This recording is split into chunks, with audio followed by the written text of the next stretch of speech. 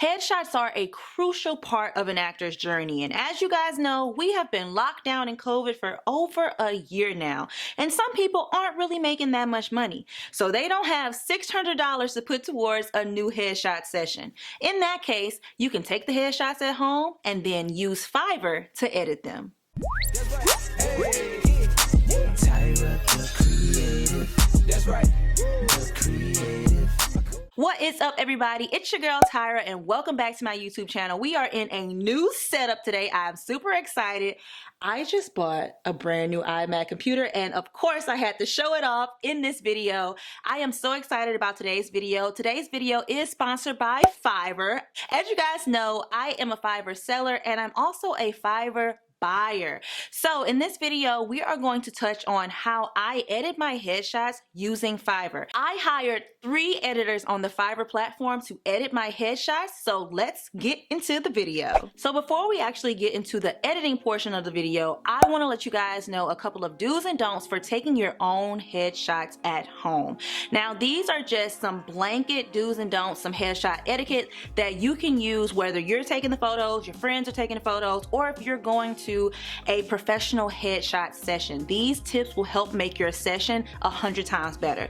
So my first tip is to make sure that you are not wearing any logos or graphics. This is just overall distracting. You want the casting director or whoever's looking at these headshots to focus on your face, not focus on this big Nike logo or even a shirt like I have on, Lost in the Sauce. You don't want them to be focusing on what's on your shirt, so keep it plain. You can wear basic patterns or stripes if you wanted to, but logos and graphics are a huge no-no. Number 2 is to always keep eye contact with the camera. Some people like to take their headshots where they're looking off like this or looking past the camera, and that is not what a headshot is about. We take headshots as actors, so the casting director or the director, whoever is casting you in the project, can place you in their film or that role. So you want to make sure that you are having an intimate connection with the camera, so you want to look directly into the lens and make sure that you are emoting whatever emotion you're trying to convey through the lens of that camera, because that is how it's going to transfer to that casting director. Tip number 3 is to wear colors that you like. I personally love wearing jewel tones, and jewel tones are literally the colors of jewels. So jewel tones are literally super saturated colors, and they get their names from jewels, because if you've ever seen a jewel, you know that it is a very vibrant color and it just draws you in. So like ruby red, emerald green, amethyst purple, citrine yellow. My personal favorites are the greens and the yellows. I absolutely love wearing those colors with headshots because it really complements my skin tone, and I think I look super good. And number 4 is to pick your outfits based on the role you are looking to play. So if you're going for the girl next door, you're gonna wear light colors, you're gonna look very innocent, playful, have more of a comedic feel to the role. But if you're looking to go for a more edgy look, a girl who rides a motorcycle or someone who is into grunge, you're gonna go for those darker colors. You may wear a leather jacket. That jacket may be black. You may not wear jewel tones in that outfit. You may stick to more subdued neutral colors. And this is super important because in your headshots, you don't want them to be too charactery, as in wearing a costume, but you want the casting director to be able to place you in that role. Overall, that's what a headshot is for the casting director to be able to place you in that role without using too much imagination. And tip number 5, which is my last tip, I've only started to notice since I've become a headshot photographer, but practice your poses in the mirror. I can't stress this enough. When I take headshots for people, they don't know anything to do with their bodies. And even if the photographer is good at posing you, you want to be comfortable doing whatever it is that photographer is telling you to do, because that exudes through your body language. We can still tell if you're uncomfortable. It comes out through your hands start doing weird things, your feet start doing weird things, your eyes don't have as much emotion as they should. So practice posing in the mirror so you can get comfortable with moving your body in these ways, and you can already kind of feel how you're gonna look in that photo. Now that I've given you guys a few tips to make your headshots 10 times better, let's let's get into these photos. So this video is just going to be geared towards the editing side of headshots, but if you guys would like to see the behind the scenes of how I shot my headshots using my phone, I use the point and shoot camera, and then I use a DSLR, just to give you guys 3 different price points for these headshots that I did myself. And I also did them with a self timer versus using a friend to help me shoot. But if you guys would like the complete behind the scenes on how I took these headshots, comment down below and let me know, and I will be sure to get a video up like that for you guys soon. So I hired 3 people on Fiverr, and I did it at 3 different price points because, like I said at the beginning of the video, everybody don't have $600 to take headshots, and some people want to get headshots done quarterly, twice a year, or even every year, and spending $600 on headshots every quarter can be a bit pricey. So once again, thank you so much, Fiverr, for sponsoring this video, and let's look at these photos. So I took these photos and I sent them all to 3 sellers on Fiverr. Now, when I was finding these sellers, I wanted to get a variety of price points, and within these price points, each seller offered a different amount of photos edited for their price. So we're gonna go through all of the photos now. Let's go ahead and look at the $10 edits. When you order on Fiverr, you have to submit some requirements, and all I did was submit my 5 photos here. As you can see, these 2 are showing, but the others are not. I took raw photos so that the editor had as much flexibility as possible. So these 3 were taken on my camera, and these 2 photos were taken on my phone. Along with my photos, I added in just some basic editing notes that I wanted them to know. Like, I gave you the raw files, but I also have photos from my iPhone, and I want them to look natural. These are for headshots for an actor, so they need to look natural and not overly edited. So once this person delivered my order, he sent me a Google Drive. So I did go and download that. So we're gonna look at the photos. Now, I really like what's going on here. As you can see, the seller just really blurred out my face a lot. It kind of looks a little too over edited, but it's completely fine.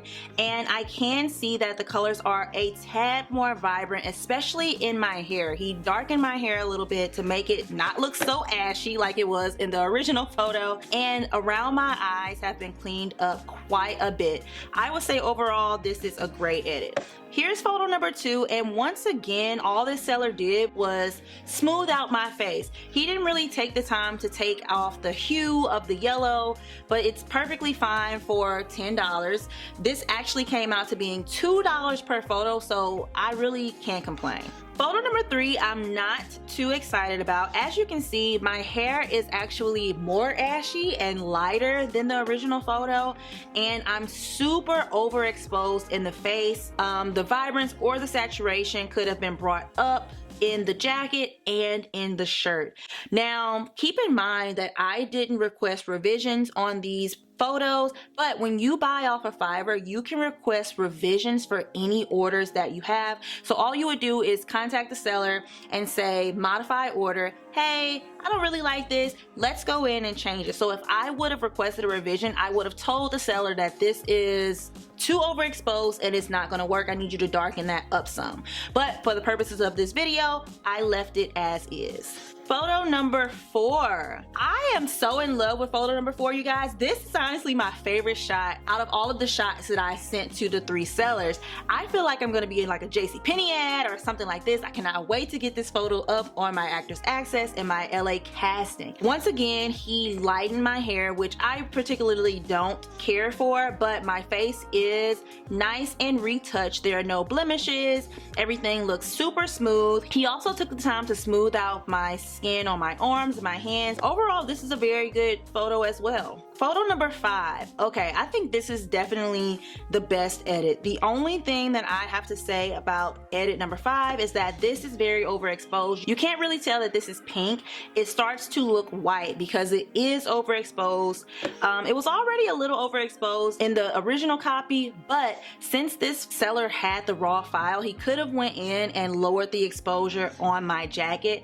But again, $10 order. Can't really ask for that much. Overall, I am happy with this edit. So for the $10 seller, I would definitely give them a 5 out of 5 because at the end of the day, I paid $10 total, which ended up being $2 per photo for an edit. Whereas if you were going to a headshot photographer, they charge upwards of $15 to $30 for a single retouched photo. Okie dokie, so now we are moving on to seller number 2, which is an $80 order. Off the bat, one thing that I will say about this seller is that she did deliver late and she sent me a random photo. Like, as you can see, she sent me this photo saying that she's almost done. So this seller delivered this to me so that her order wouldn't be late. But I kind of didn't like that because you didn't deliver my order and you're delivering it late. So the first photo is this iPhone photo, and I already like it 1,000 times better than the $10 seller because she took the time to remove that yellow haze that was over my face because I was using a vibrant yellow background, and she made my skin very clear. She took out all the blemishes. The only other thing is I would have tried to remove this, whatever this is, over my hair, but I would say overall this is a very, very good edit for an iPhone photo. I would have just requested that she like whiten my teeth a little more and not made my lipsticks quite so dark. Photo number 2. I also like this one a lot better because I did want to go for a more moody look. As I was talking about at the beginning of this video, with this particular shot, I was going for more of an edgy look, a girl who is a badass, like she don't take nothing from nobody, okay? And this editor really embodied that in her edit. Next photo. Photo number 3 looks super good as well. I wish it wasn't quite so dark because I was going more for a PNG look with this, but that's a quick change. I could have just, you know, sent in a revision. Hey, I want it a little lighter. But overall, I'm super excited that it's not overexposed. It is a very, very well put together photo. I have no complaints about it. And photo number 4, this, you guys, I look like a black Barbie doll. Y'all not about to tell me that I don't look good in this photo, okay? She did this with this edit. I love that you can tell that the shirt is actually pink. I love that she darkened my hair. Overall, I love her photos. Like, they look very, very well.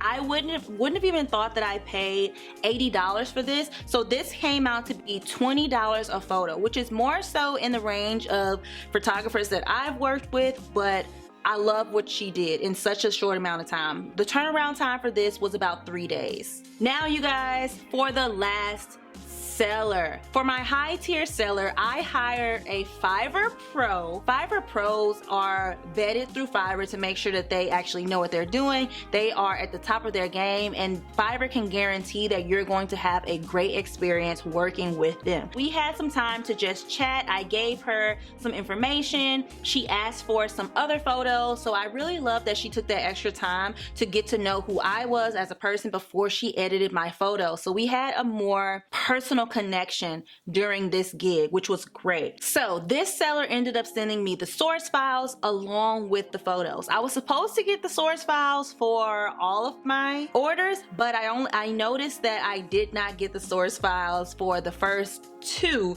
sellers, and that's important in case I wanted to make some changes to my photos, because I do use Photoshop, so I could go in and do some quick tweaks rather than asking the sellers to do it. But this order was $395, so in retrospect I should have asked for every little thing, but this came out to be almost $100 per photo to edit. Let's look at the photos. Already, you guys, I like this one a lot more than seller number 2 because it is more vibrant. It's not as dark as seller number 2. Seller number 2's vibe was more on the dark, subdued side, but this is more like me over here.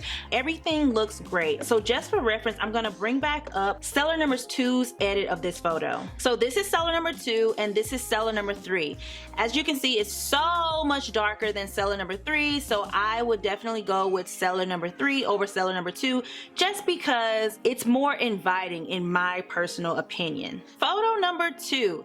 Okay, I'm not really a huge fan of photo number 2 for seller number 3 because it looks like I'm about to go and, I don't know, sing a country song or something. It has that sepia hue over it, so it's that orangey brown look over the photo, but that's a revision that I would want to make on this photo. But overall, the technique used on this photo is great. I think across the board for all of the sellers, I would have wanted some of these wrinkles to be removed from my shirt. Not all of them because it would look weird, but but just a few of these harsh wrinkles to be removed from my shirt. Okay, so the same thing goes with this photo. This seller doesn't know who I am, so they don't really know my natural skin tone, but I can tell by looking at this photo that this is not my natural skin tone. I am a lot darker than this photo lets me on to be, and my hair is not as brown as this. So I would just request the exposure to be lessened a little bit. I do love the vibrancy of my jacket and the shirt in this photo, but overall I think my skin tone and my hair color are just a little off from what it is naturally. And the last photo, the iPhone photo, this looks great. Like I honestly have no words. I love that she whitened my teeth a little bit. Just for reference, I'm gonna bring back up seller number 2 once again. So seller number 2 did not whiten my teeth a lot, and my lips are super dark, whereas this seller, she whitened my teeth some and my lips are not super freaking dark. It must have been hard to edit the hair up here, maybe because of how the iPhone photo was set up, but overall I absolutely love what she did with this iPhone quality photo. I almost can't even tell that I took it on my iPhone, which is just crazy. And just to point out, I do want to say this is the photo that I took on my Canon G7X camera. So overall, I think all of the sellers did a really good job. If I had to rank them in order of which photos I liked the most, I would honestly rank them in the order of their price range. My least favorite was seller number 1, and that's simply because it was a very quick edit. I didn't really pay for all of the bells and whistles. I paid for a blanket quick edit. Seller number 2, they made my photos a little over edited and a little too dark, which was just simply not what I would have wanted. And seller number 3 did a great job on the technical side, but there were just a few minor adjustments that I would have made. But if I were to go back and order these again, I would probably most likely work with seller number 1, the $10 seller, just because if I'm buying off of Fiverr, I want to go with the most affordable option, and seller number 1 did do a very, very good job. And I think with some edits, these photos could have came out phenomenally, and it would be someone that I could work with on a long-term basis. So all of these sellers are linked down below in the description box, and all of the information to get started using Fiverr for yourself, getting your own headshots, or any other work you need done is down in the description box below as well. If you guys have any questions about anything that was discussed in this video, how to use Fiverr, I have resources on my channel and they will be linked at the end of this video as well as down below. Thank you guys so much for watching, and if you would like to see how I was able to capture these types of photos in my own home without using a professional photographer, let me know and I will be sure to get a video out like that ASAP. Thank you guys so much for watching, and I will see you in the next one.